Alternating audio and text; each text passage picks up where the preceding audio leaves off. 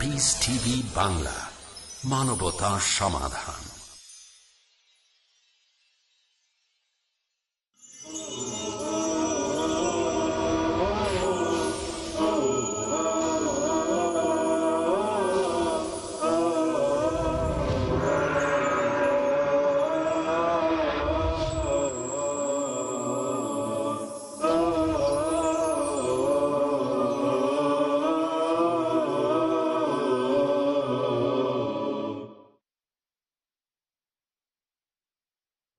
আসসালামু আলাইকুম ওয়া রাহমাতুল্লাহি ওয়া বারাকাতুহু। আলহামদুলিল্লাহ রাব্বিল আলামিন ওয়াল আকিবাতু লিল মুত্তাকিন ওয়া লা উদওয়ানা ইল্লা আলাল যালিমিন ওয়া উসাল্লি ওয়া উসাল্লিমু আলা আশরাফিল আমবিয়াই ওয়াল মুরসালিন নবিয়িনা মুহাম্মদ ওয়া আলা আলিহি ওয়া আসহাবিহি আজমাইন, আম্মা বা'দ। পৃষ্টি বাংলার সম্মানিত সুধী ও দর্শকবৃন্দ, দূরে ও কাছে পৃথিবীর যে কোনো জায়গা থেকে যারা এই দার্সে হাদিসের ভুবনে শরিক হয়েছেন, তাদের সকলকে প্রাণঢালা শুভেচ্ছা ও মুবারকবাদ জানাচ্ছি। অতঃপর শুরু করছি আপনাদের প্রিয় অনুষ্ঠান, প্রিয় নবী সাল্লাল্লাহু আলাইহি ওয়াসাল্লামের অমীয় বাণী দার্সে হাদিস। আমরা যে হাদিসটি পাঠ করেছিলাম বিগত দুটি পর্বে, তার আংশিক ব্যাখ্যা করেছি, সেটা হচ্ছে ২৮তম হাদিস। আর এই ২৮তম হাদিসের এই তৃতীয় প্রতিপাদ্য বিষয় হচ্ছে তাকওয়া এর অনুশীলন এবং আনুগত্য করার নীতিমালা প্রদত্ত হয়েছে। প্রথমত রাসূল সাল্লাল্লাহু আলাইহি ওয়াসাল্লামকে সাহাবী বলছেন যে ফাআউসিনা, ইয়া রাসূলুল্লাহ, আপনার বক্তব্যটি বিদায়ী ভাষণের মতো, আপনি আমাদেরকে আরও ওসিয়ত করুন। ক্বালা, তখন রাসূল সাল্লাল্লাহু আলাইহি ওয়াসাল্লাম বললেন, উসিকুম বিতাকওয়াল্লাহ, আমি তোমাদেরকে আল্লাহ জাল্লা ওয়া আলা এর তাকওয়া অবলম্বনের প্রতি উপদেশ দিচ্ছি। ওয়াসসামঈ, এবং শ্রবণ করার, ও তাআতি, এবং আনুগত্যের উপদেশ দিচ্ছি। ওয়া ইন তাআম্মারা আলাইকুম আবদুন, যদিও তোমাদেরকে আদেশ দে বা তোমাদের শাসন করে একজন আবদ বা গোলাম, দাস। এর মাধ্যমে আমরা জানতে পারি যে রাসূল সাল্লাল্লাহু আলাইহি ওয়াসাল্লাম সাহাবাদের দাবির প্রেক্ষিতে প্রথম যে ওসিয়তটা করেছেন সেটি হচ্ছে তাকওয়া। তাকওয়ার ওসিয়ত এমন একটি ওসিয়ত যেটা ওসিয়তুল আউয়ালিন ওয়াল আখিরিন, বিগত যুগে যত নবী ও রাসূল অতিবাহিত হয়েছেন তারা সকলেই তাদের উম্মতকে ওসিয়ত করেছেন। আল্লাহ সুবহানাহু ওয়া তাআলা স্বয়ং ওসিয়ত করেছেন তাকওয়া। সূরা নিসার 131 নম্বর আয়াতে বলছেন, ওয়ালাকাদ ওয়াসাইনাল্লাযীনা উতুল কিতাবা মিন ক্বাবলিকুম ওয়া ইয়্যাকুম আনিত্তাকুল্লাহ, আমি ওসিয়ত করেছি ওদেরকে, তোমাদের আগে যাদেরকে কিতাব দেওয়া হয়েছে তাদেরকেও, ওয়া ইয়্যাকুম, এবং তোমাদেরকে ওসিয়ত করছি, আনিত্তাকুল্লাহ, তোমরা আল্লাহকে ভয় করো। এই ওসিয়ত, এই উপদেশ স্বয়ং আল্লাহ রাব্বুল আলামিন এই উপদেশ দিয়েছেন। প্রত্যেক নবী ও রাসূলের কাছে এই মর্মে উপদেশ এসেছে এবং তারা তাদের জাতিকে উপদেশ দিয়েছেন। এমনকি আল্লাহ রাব্বুল আলামিন বলছেন, ওয়া ইয়্যাকুম, এবং আমি তোমাদেরকেও উপদেশ দিচ্ছি, আনিত্তাকুল্লাহ, তোমরা আল্লাহকে ভয় করবে।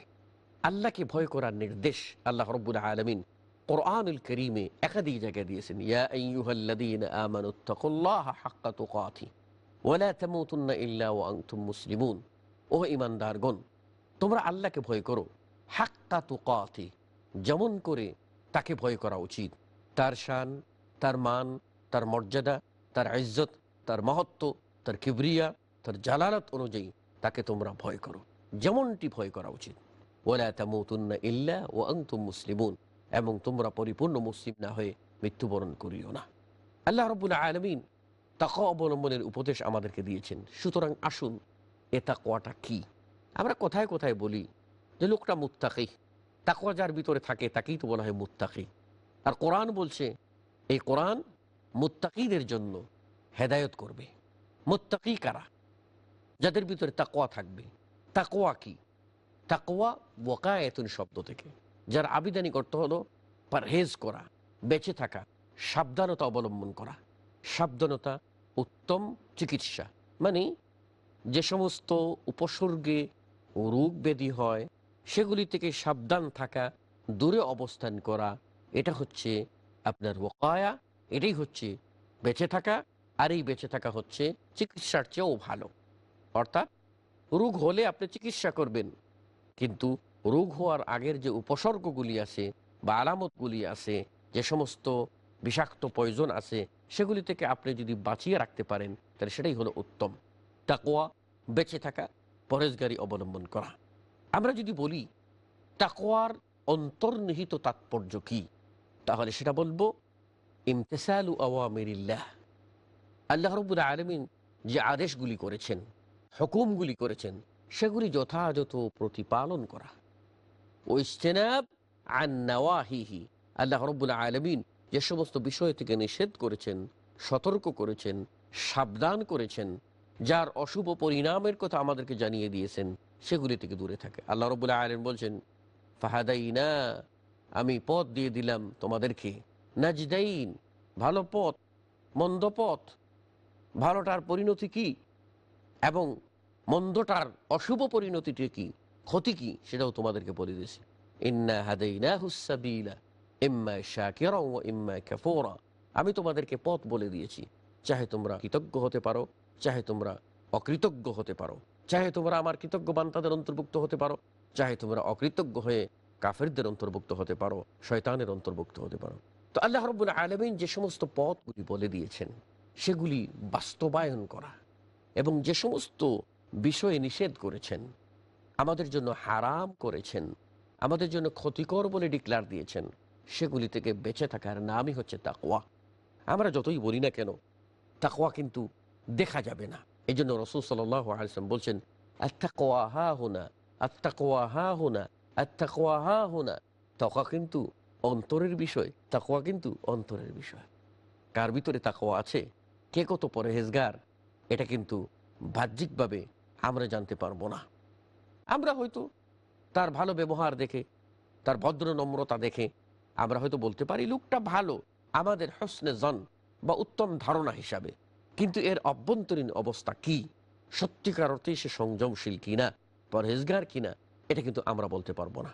এজন্য তাকওয়া এর অন্তর্নিহিত দাবি হচ্ছে একজন মানুষের জাহের ও বাতেন, একজন মানুষের প্রকাশ্য দিক এবং তার অভ্যন্তরীণ দিক, উভয় দিক এক হওয়া। তাকওয়া একজন মানুষ সর্বাবস্থায় অবলম্বন করবে, এবং তাকওয়া এটা একমাত্র ওসিলা নাজাতের, মুক্তির। আল্লাহ রাব্বুল আলামিন বলছেন জগৎ চলার ক্ষেত্রে, বলছেন ওমান ইয়াত্তাকিল্লাহা ইয়াজআল লাহু মিন আমরিহি ইউসরা, বান্দা যদি তাকওয়া অবলম্বন করে, মুত্তাকি হয়, পরহেজগার হয়, আল্লাহর উপরে তাওয়াক্কুল করে, তাহলে কিন্তু আল্লাহ তার চলার পথকে সহজ করে দেবেন। হয়তোবা মনে করছেন এটা সমস্যা আসছে, কি করে আপনি কাটিয়ে উঠবেন, আপনি মানুষের কাছে দ্বারস্থ হবেন না। আপনার ঈমান শক্ত যদি হয়, আল্লাহ রাব্বুল আলামিন পথ বের করে দেবেন। আচ্ছা দেখুন তো, আমরা বিগত ইতিহাসটা একটু ফিরে যাই। ইব্রাহিম আলাইহিস সালামকে নমরুদের বাহিনীরা আগুনে ফেলে নাই, কিন্তু আল্লাহ রাব্বুল আলামিনের খলিল ইব্রাহিম তাকওয়ার পরীক্ষায় কত কঠিন ছিলেন যে তিনি কারো আশ্রয় প্রার্থনা করেন নাই, একমাত্র আল্লাহ সুবহানাহু ওয়া তাআলার আশ্রয় প্রার্থনা করেছেন। আমার জন্য অভিভাবক হিসাবে আল্লাহই যথেষ্ট। এই যে বক্তব্য, তাওয়াক্কুলের দাবি, এটাই তো হচ্ছে ইয়্যাকা না'বুদু ওয়া ইয়্যাকা নাস্তাঈন, যে আমরা সালাতের মধ্যে সূরাতুল ফাতিহায় পড়ে থাকি, হে আল্লাহ, কেবলমাত্র আমরা তোমার ইবাদত করি এবং তোমারই কাছে সাহায্য চাই।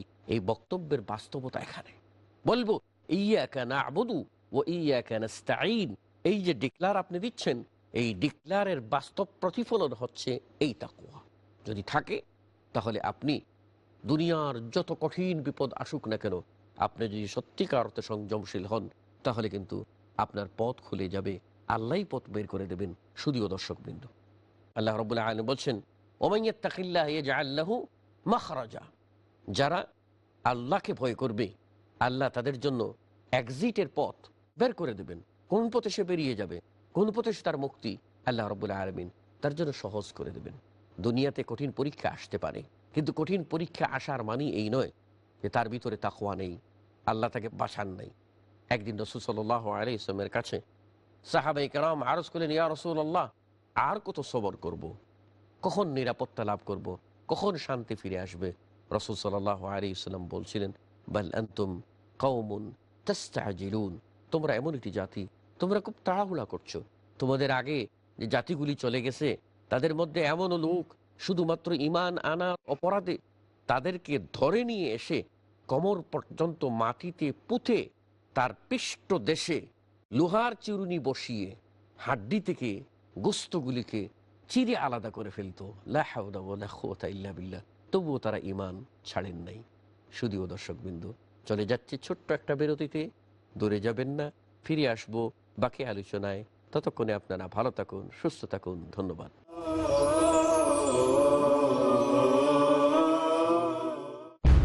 কোরআন একটা চূড়ান্ত বার্তা। মহাবিশ্বের মহাবিস্ময় মহাগ্রন্থ আল কোরআন দিয়ে আমাদের হেদায়েতের ব্যবস্থা করেছেন। Quran will remain as the most modern book ever. এমন এক কিতাব, যেই কিতাব দিয়ে মানুষের সব সমস্যার সমাধান করা যায়। সমাজের মধ্যে আল্লাহ সুবহানাহু ওয়া তাআলা কোরআনকে রাখবেনই। কোরআন শুধুমাত্র মুমিনদের সম্পদ নয়, কোরআন হচ্ছে বিশ্ব মানবতার মহান সম্পদ। দেখুন শাইখ আব্দুর রহমান মাদানির সাথে আসুন কোরআন দিয়ে জীবন গড়ি। আজ সন্ধ্যা 5:30 বা পুনঃ সম্প্রচার সকাল 6টায় বাংলাদেশে পিস টিভি বাংলায়। কখনো কল্যাণের শিক্ষা নিয়ে, অশান্ত পৃথিবীতে শান্তির সন্ধান চাই, কখনো মানবতার জন্য বার্তা নিয়ে। শান্তির জন্য, সফলতার জন্য আল্লাহ রাব্বুল আলামিন মামুনুল হক মানবতার উপর ইহসান করলেন, মানব মুক্তির ত্রাতা নবী প্রেরণ করলেন। প্রয়োজন হলে ইসলাম সর্বদা এগিয়ে এসেছে। ইসলাম প্রকৃত অর্থে শান্তি কায়েম করার জন্য শান্তির সমাজ গঠনের নির্দেশনা দিয়েছে। জানুন শান্তির জন্য ইসলামের অবদান, সমাজে শান্তি প্রতিষ্ঠায় ইসলাম। কাল রাত 8:30 বা পুনঃ সম্প্রচার সকাল 7টায় বাংলাদেশে পিস টিভি বাংলায়।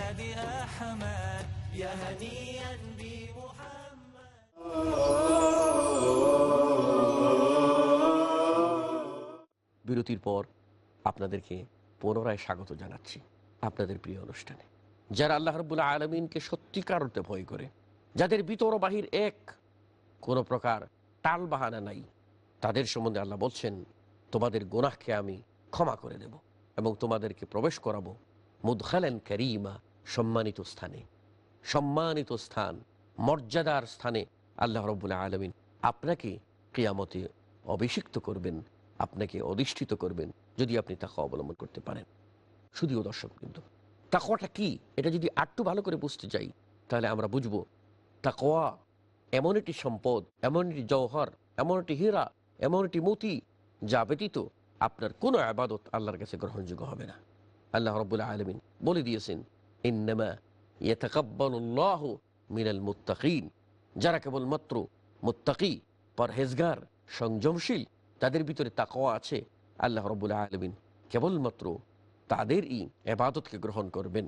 কাজেই রাসূল সাল্লাল্লাহু আলাইহি সাল্লাম তার সাহাবাদেরকে বলছেন, ওসিকুম বিতাকওয়াল্লাহি আযজা ওয়া জাল। প্রথমেই আমি তোমাদেরকে আল্লাহর প্রতি তাকওয়া অবলম্বনের জন্য উপদেশ দিচ্ছি। আজকে এই উপদেশ আমাদের মধ্যে নাই। আমরা যদি আমাদের সন্তানদেরকে এইভাবে উপদেশ দিতাম যে, বাবারা, মায়েরা, তোমরা আল্লাহকে ভয় করে চলবে, তোমরা শিক্ষাঙ্গনে যাচ্ছ সেখানেও আল্লাহকে ভয় করবে, তোমরা আত্মীয় স্বজনের বাড়িতে বেড়াতে যাচ্ছ সেখানেও আল্লাহকে ভয় করবে, প্রয়োজনে যদি হাটে ঘাটেও যাও সেখানেও তোমরা আল্লাহকে ভয় করে চলবে। সদা সর্বদা সতর্ক যে মানুষ, সে মানুষ কিন্তু কখনো বিভ্রান্ত হয় না, শয়তান দ্বারা প্রভাবিত হতে পারে না। শুধুও দর্শকবৃন্দ, এরপর রাসূল সাল্লাল্লাহু আলাইহি ওয়াসাল্লাম বললেন যে, ওয়াসসামঈ ওয়াত্তাআহ, তোমাদেরকে আদেশ দিচ্ছি সাম, শুনতে এবং মানতে। কাদের? যারা তোমাদের উলুল আমর হবে, যারা তোমাদের শাসক হবে, তাদের। আল্লাহ রাব্বুল আলামিন কোরআনে কারীমে বলছেন সূরা নিসা এর 59 নম্বর আয়াতে, ইয়া আইয়ুহাল্লাযীনা আমানু আতিউল্লাহ ওয়া আতিউর রাসূল ওয়া উলিল আমরি মিনকুম। হে ঈমানদারগণ, তোমরা আল্লাহর আনুগত্য করো, ওয়া আতিউর রাসূল, ও রাসূলের ইতাআত করো, আনুগত্য করো, ওয়া উলিল আমরি মিনকুম, এবং তোমাদের মধ্যে যারা উলুল আমর তাদেরও তোমরা অনুসরণ করো। আপনি বলবেন, আল্লাহর ইতাআত আমাকে করতেই হবে, তার আনুগত্য করতে হবে, তার হুকুমের কাছে মাথা নত করতে হবে, তার রসুলের হুকুমের কাছেও মাথা নত করতে হবে, সেটাও কিন্তু আমি স্পষ্ট করে জেনে নিলাম। এবার প্রশ্ন হলো উলুল আমর কারা, তাদের ইতাআত বা আনুগত্য কেমন করে করব? আল্লাহ রাব্বুল আলামিন বলছেন উলুল আমরকে মানতে। এখানে উলুল আমর অর্থ হলো আমর, হুকুমদাতা, আদেশকর্তা। আপনার আদেশকর্তা দুই ধরনের। একজনের আদেশকর্তা হলো যারা আপনার শাসক, যারা রাষ্ট্র পরিচালনা করেন, তাদের আদেশ আপনি মানতে বাধ্য যদি আদেশটা শরীয়তের সীমার ভিতরে হয়। আল্লাহ এবং তার রসুলের আদেশ বাদ দিয়ে বাকি যত মানুষের আদেশ আসবে, তারা উলুল আমর যতই হন না কেন, তাদের আদেশ মানার শর্ত হচ্ছে তাআত, আনুগত্য করতে হবে বিল মা'রুফ, ন্যায়সঙ্গত ভিতরে। আল্লাহ রাব্বুল আলামিনের হাবিব জানিয়ে দিয়েছেন লা তাআতা লিমাখলুকিন ফি মা'সিয়াতিল খালিক। আল্লাহ সুবহানাহু ওয়া তাআলার নাফরমানির কাজে যদি কোনো আদেশদাতা আদেশ করেন, তাহলে ওই আদেশ কোনো মুমিন মানতে পারবে না, মানতে বাধ্য নয়, বরং এই আদেশ না মানেই হলো তার ঈমানের দাবি। আল্লাহ রাসূল সাল্লাল্লাহু আলাইহি ওয়াসাল্লাম অন্যত্র বলেছেন ইন্নামা তাআতু বিল মা'রুফ, আনুগত্য কেবল ন্যায়সঙ্গত বিষয়, যেগুলি মা'রুফ, যেগুলি ভালো কাজ, যেগুলি শরীয়ত অ্যাকসেপ্ট করে, কোরআন ও সুন্নাহর মানদণ্ডে যেগুলি প্রতিপালনীয়, কেবল ওই আদেশই আমি মানতে পারি। আমার উলুল আমর শাসক হন, আমার উলুল আমর আমার গৃহকর্তা হন, আমার উলুল আমর আদেশদাতা আলেম ওলামা হন। কেউ কেউ এটাও তাফসীর করেছেন যে উলুল আমরের ভিতরে আলেম ওলামারা প্রবেশ হন, কেননা তারা জাতিকে পরিচালনা করে থাকেন, জাতির আধ্যাত্মিক নেতা তারা। তারা মানুষকে কল্যাণের পথে, ভালোর পথে, সুন্নতের পথে, হকের পথে পরিচালনা করেন।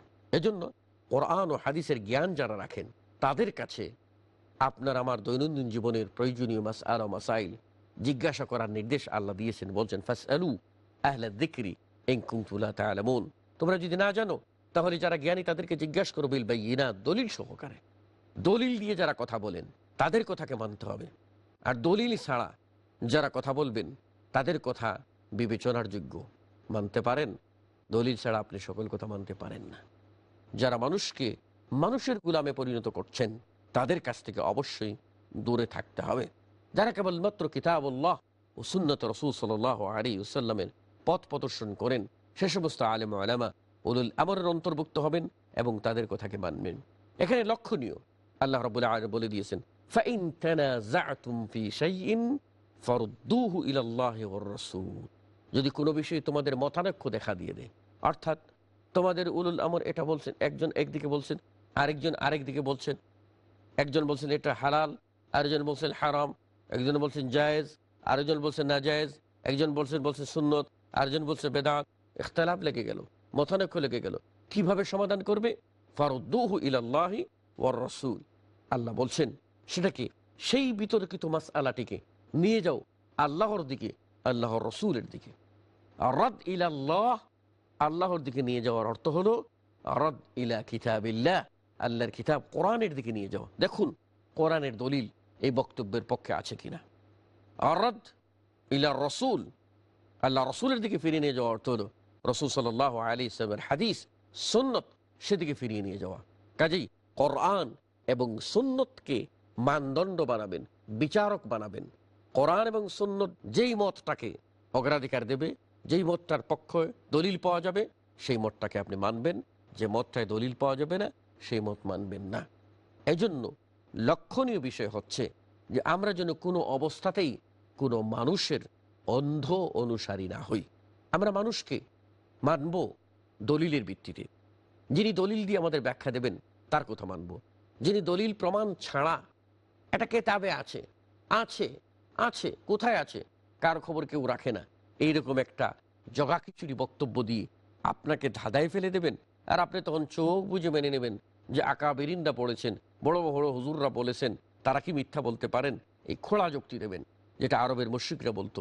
তাদেরকে যখন বলা হতো তোমরা আল্লাহর ওহীর কাছে আত্মসমর্পণ করো, তখন তারা বলতো মা ওয়াজাদনা আলাইহি আবাআনা, আমরা বাপদাদাকে যে পথে পেয়েছি, মা আলফাইনা আলাইহি আবাআনা, আমাদের বাপদাদাদেরকে যে তরিকার উপরে পেয়েছি সেই তরিকার উপরে থাকবো, এর চেয়ে বিকল্প কোনো পথ আমরা অন্বেষণ করব না। শুধুও দর্শকবৃন্দ, এতে স্পষ্ট প্রমাণ পাওয়া যায় যে আপনি আমি কারো অন্ধ অনুসারী হতে পারবো না। আল্লাহ রাব্বুল আলামিন আমাদেরকে স্বাধীন করে সৃষ্টি করেছেন এবং আল্লাহ রাব্বুল আলামিন আমাদেরকে স্বাধীনভাবে অভিমত ব্যক্ত করার সুযোগ দিয়েছেন। সেজন্য আমরা কোরআন ও সুন্নাহর মানদণ্ডে থেকে, কোরআন ও সুন্নাহর হুদুদ বা সীমারেখার মধ্যে থেকে আমরা আনুগত্য বজায় রাখব, কখনো বিশৃঙ্খলা সৃষ্টি করব না। বিশৃঙ্খলা কখনো কল্যাণ বয়ে আনে না, ফাসাদ কখনো কল্যাণ বয়ে আনে না, কল্যাণ বয়ে আনে আনুগত্যের মধ্যে।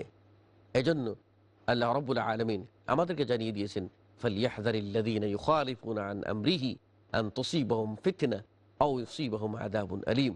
যারা রাসূল সাল্লাল্লাহু আলাইহি ওয়াসাল্লামের সুন্নাত থেকে দূরে সরে যায়, তাদের উপরে ফিতনা ঝেঁকে বসে এবং বেদনাদায়ক আযাব, শাস্তি তাদের উপরে চেপে বসে। আজকে তাই হচ্ছে।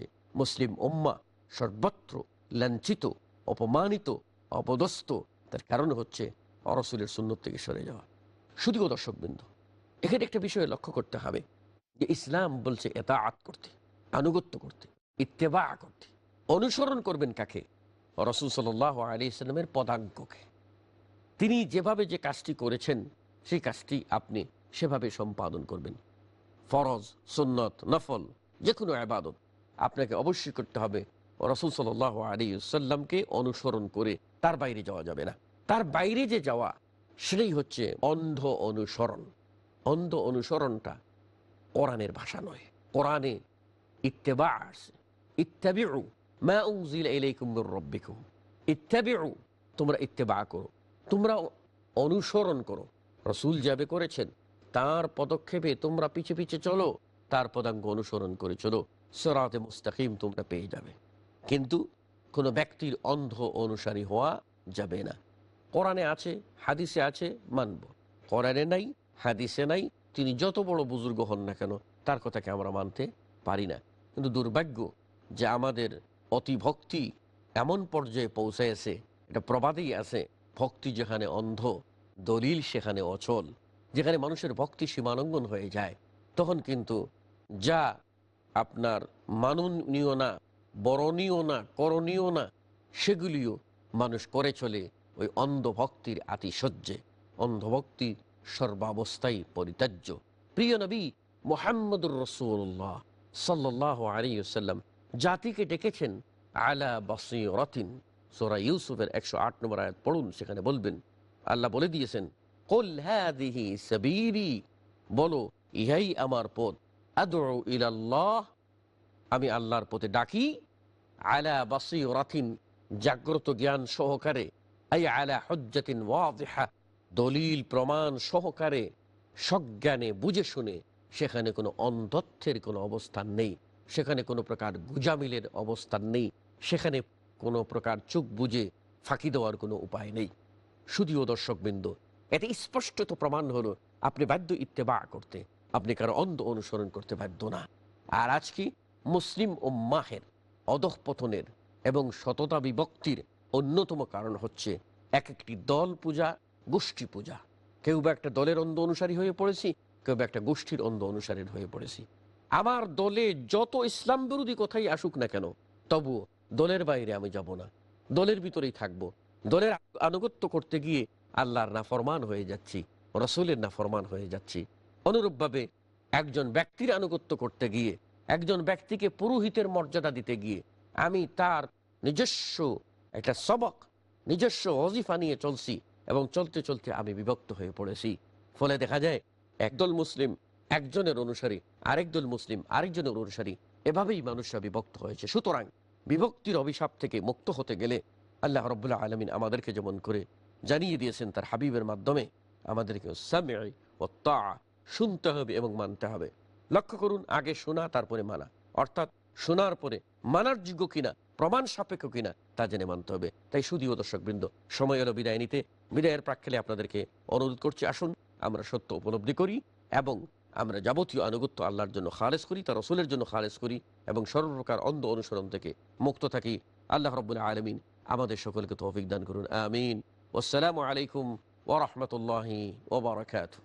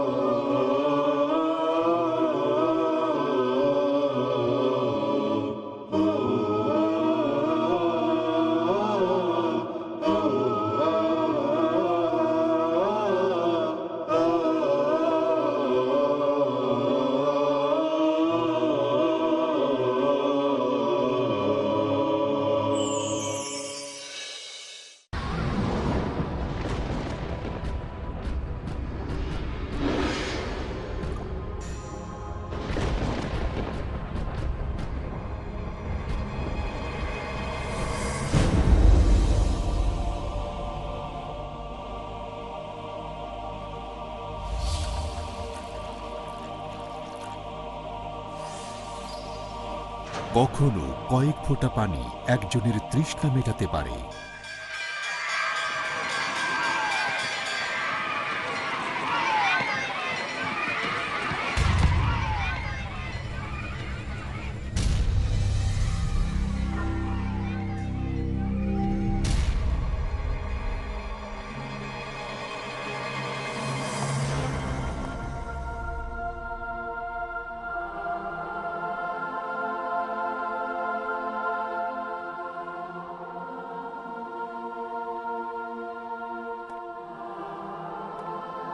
কখনো একটি সাহায্যের হাত মানুষের মুখে হাসি ফোটাতে পারে।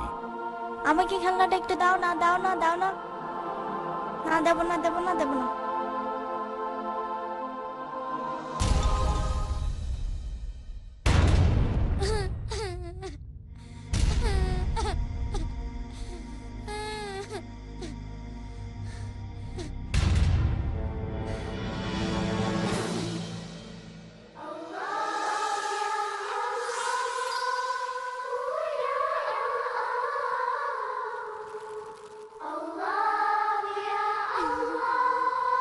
কখনো সামান্য একটি উপহার হতে পারে মহামূল্যবান।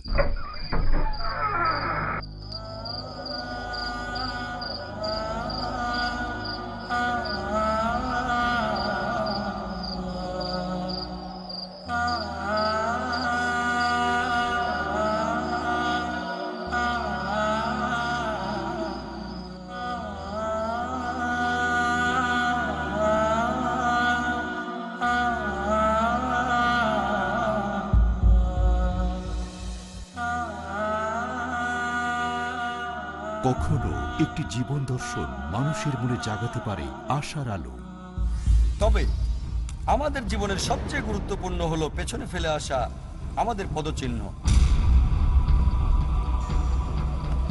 মুক্ত হস্তে দান করুন, সেই পদচিহ্নই রেখে যান যেভাবে স্রষ্টা আমাদের জীবনটাকে পরিচালিত করতে বলেছেন। পিস টিভি, মানবতার সমাধান। আপনাদের ডোনেশন আর জাকাত পাঠিয়ে দিন। পিস টিভিকে সমর্থন করুন। ডোনেশন এবং জাকাত পাঠানোর ঠিকানা IRFI আলট্রায়ন bank, quadrant code 48 Calthorpe road, Birmingham, UK। Post code B151TH, short code 300083, swift BIC code IBO BZB22, IBAN GB52LOYD 30963401024192, pound account number 011323001, euro account number 011323002, US dollar account number 011323003। টাকা পাঠিয়ে আমাদের email করুন admin@peacetv.tv। Piece TV, মানবতার সমাধান।